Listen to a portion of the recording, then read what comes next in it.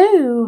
Today I want to talk about the film A Most Violent Year and do a scene study and character study of a specific monologue. This film is by J.C. Chandler and it came out in 2014. It is an amazing film. If you haven't seen it, I highly recommend it. I think I read the screenplay a couple of times because it's also such a fantastic screenplay. And of course, there will be spoilers, so you have been warned. And the story is about a fuel supplier, Abel Morales, and he basically wants to invest in his business and grow his business. And this monologue is kind of in the middle of the story, so it's halfway through, and he meets with an investor. Him and his wife meet with an investor because him and his wife work on the business together, and they need extra money for the down payment. So they've already done the down payment, but then to buy the rest, they within 30 days need to come up with the remaining money or they lose all of the money. So there's a lot at stake. He also has daughters, so young daughters, so it's a young family, so there's a lot of pressure on him at this point. And he first wants to make sure that Ian, an investor, understands what this is about, but then also understands him, understands Abel Morales, that's the name of the character, and understands what kind of person he is, and that he is a risk taker, but that he takes calculated risks, that he can be trusted, basically. So first, let me just read through the monologue. I also did a recording of it myself, so you can I'll put that in the comments so you can have a look at that. And yeah, let's read through this. That's a very good question. This property gives us many things. Firstly, direct access to the river, so I can bring in fuel directly from any provider in the world straight in my tanks. Then it has over 10 million gallons of storage capacity, so I can buy in the summers when the price is low and sell to my customers, and most importantly, some of my competitors when the price is high. I won't just drive trucks anymore. I will control my fate. But the real answer to your question is that when it feels scary to jump, Ian, that's exactly when you must jump, or you risk ending up staying in the same place your whole life. And that I can't do. So that's a very powerful monologue, and it is so fun to work on. In the first part, Abel just goes through talking about what this investment will bring them, what is so good about this property, and why Ian should help them. And then the second part is about, hey, I'm this person, I like to take risks, I need to take risks. That is where I thrive.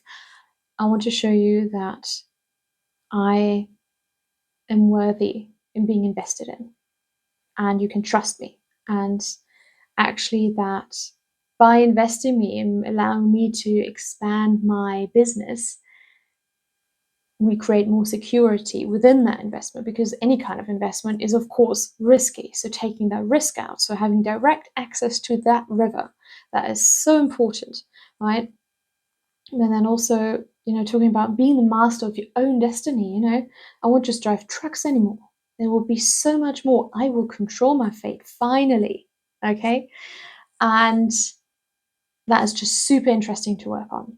So setting the foundation, the character's name is Abel Morales. He is in his mid-30s towards 40s. It's set in the 80s in New York City. He is a fuel supplier. He works together with his wife, Ana Morales. So they are a team, and they are at a business dinner to talk with Ian, an investment person. And they have been already through a couple of things. So they've done the down payment and now have less than 30 days to come up with the remaining money. They also moved into a new house, and somebody had been looking in at night, and I thought maybe it was just like a burglar or something, but it was actually like someone wanted to threaten them, and one of their daughters found a gun which was loaded, so his family has been threatened as well. Then also the DA started investigating him and some other people in that fuel supplying business. His trucks, some of them have been stolen, his drivers have been assaulted, so there is a lot of corruption going on there. So he, in this entire story as a fuel supplier, tries to stick to his morals, stick to his code, even though there is chaos and all of that stuff going on around him, which could tempt him and put him on the wrong path. But he's like, no, I want to do this right way. I want to do this by the book. And at this moment, Ian is the only person who he can take money from to do it by the book. So there's a lot on that investment. And so he needs to rebuild trust with Ian as well, because they have worked with Ian before, but now he's also being investigated, or the DA is actively investigating him, right? That's the base. That's the understanding one has to have to go into this. And then there's a couple of questions you can ask yourself to go deeper.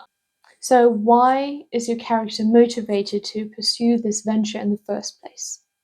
Well, I think there's many answers to this, because firstly, it's he has his small business, but they don't have direct access to the river. So they are dependent on other people, allowing them to have access to the river to get that supply, or it needs to come via land, which isn't as safe. So he wants to have more safety. He wants to also expand and grow and, stop being that, hands-on manager and grow beyond that. At one point, he also is thinking about going into politics at some point.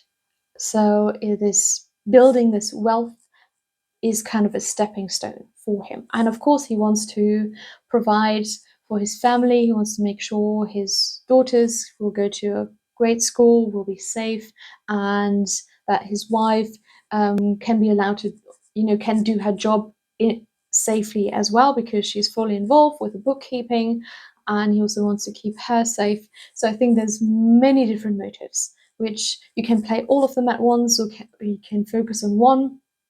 But we are all complicated beings, and we also want several things at the same time, or have several reasons to want the same thing at the same time.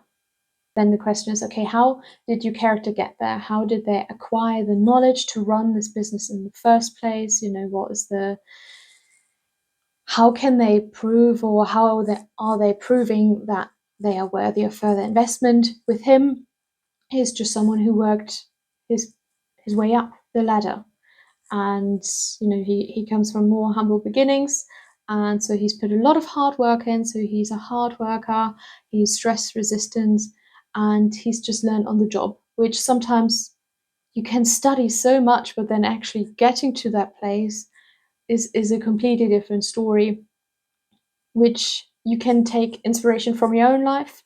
My own inspiration was that, going to nursing school, of course you have your time in nursing school, like 6 weeks in school, where you learn new things and how to apply them, and then you go to the hospital and are there for around 6 weeks or 8 weeks, and then you can apply these things. But then applying the things that I've learned, they will look different in practice. And even though I have the knowledge, really putting them into practice, it takes some time. You have to learn, you have to grow, and all of that stuff. So yeah, his knowledge and skills were acquired from just being there and working on the job, failing and improving.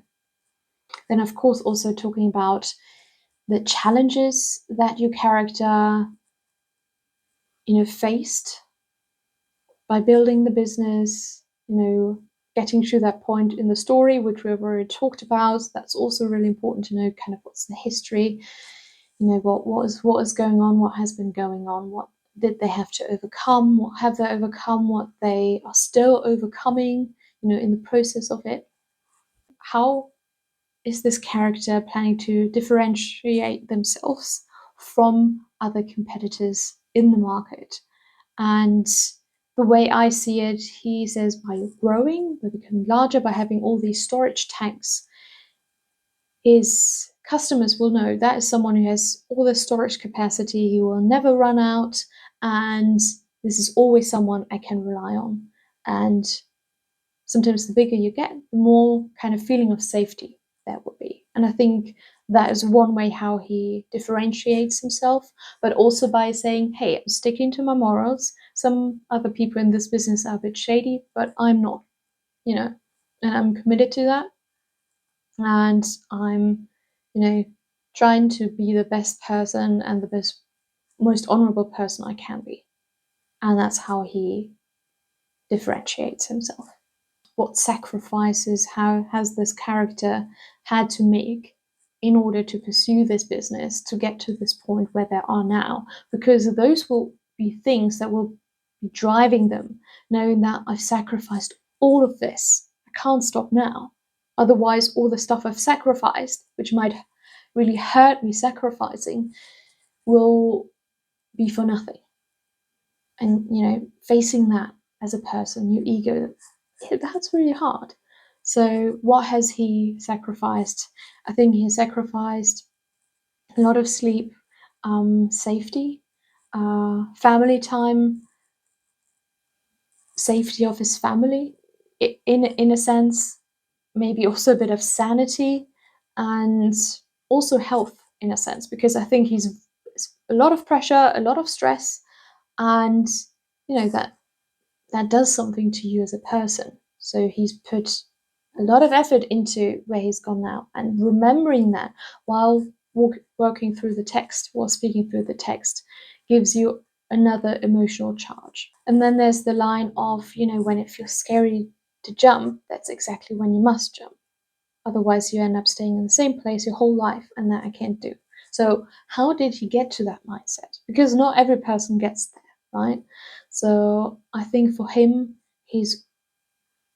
because he had to work so hard and had to take a lot of risks to get where he is now.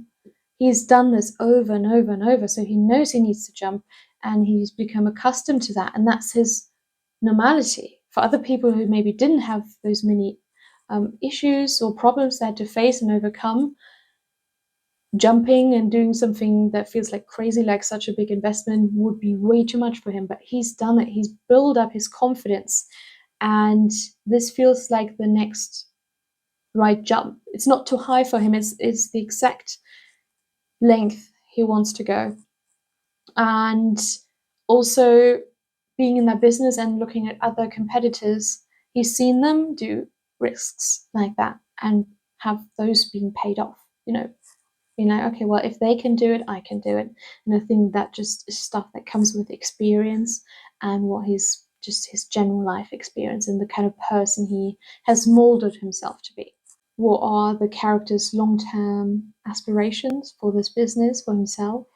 And that's him to maybe move into a political position at some point and use his wealth and his influence to, run for mayor maybe at some point. And so by growing his business, gaining more money and more influence, that is a possibility. Maybe also expanding his empire in the city. Maybe maybe also building a restaurant. Those are just things that came up for me. That's not something that's in the script, but those are things you can add and be like, okay, well, this might be lovely, or this would be a reasonable next step to take, and then just thinking about that, or thinking about, okay, maybe from having to drive from one office to the next and from one place to the next, maybe I can work from home, or I can take more business meetings at lunchtime. And those are kind of things that you are thinking about, that you're dreaming about while you're telling the investor about why you want to invest the money right now. And that's kind of the energy, the glow that maybe you bring to that, which then other people will follow. Okay, I hope that has been insightful or interesting. If you want to see more of these kind of videos, let me know. And if you liked it, give it a thumbs up and subscribe to my channel. And that's it for today. Thank you so much for your time. Bye.